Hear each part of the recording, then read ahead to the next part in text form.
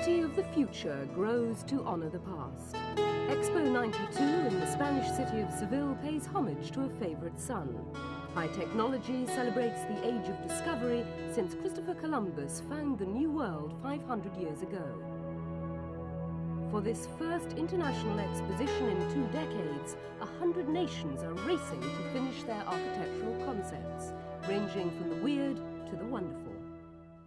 We want to have the different example of architecture from the different parts of the world. And the British pavilion, or the Italian pavilion, or the Spanish pavilion represent really an example of this state of the architecture in these different countries.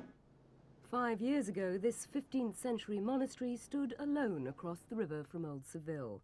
But then it gave way to the infrastructure for the Expo site of more than 214 hectares. Last year, building finally got underway, and by April all must be ready to receive an anticipated 250,000 visitors daily. Key issue for all architects is the expected summer heat. The hosts have led the way by creating a microclimate with water and greenery.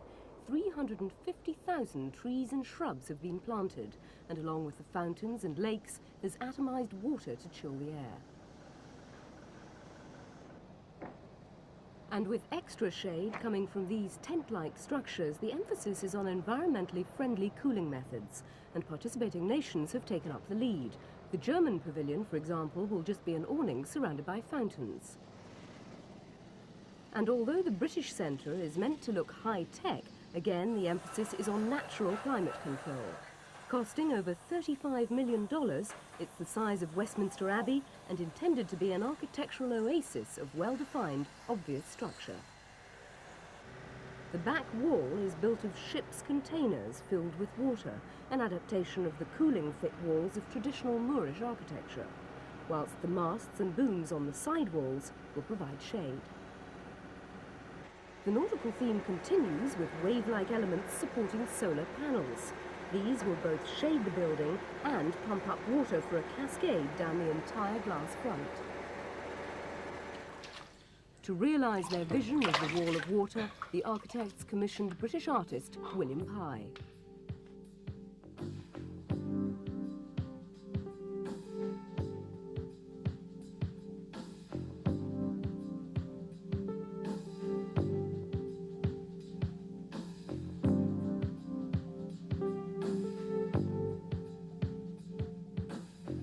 The intention was that the waterfall shouldn't just be a way of cooling a building, but be a work of art in its own right.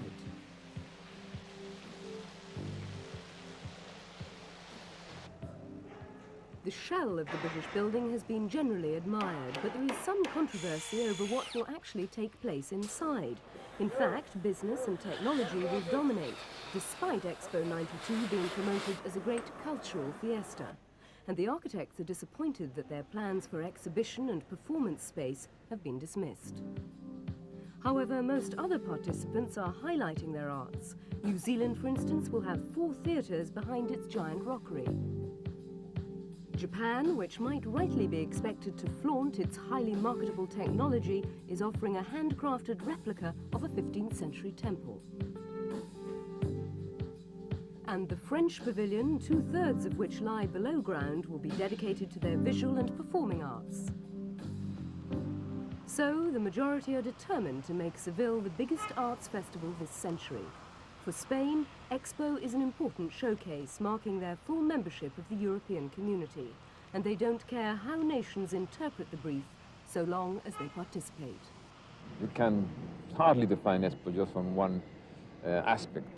It is business, it doesn't have to be only culture, but it is both things, and it's even one more thing. It is foreign affairs as well.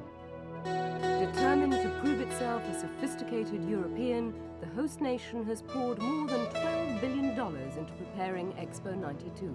A good investment or a bad loss now depends on whether it's ready on time.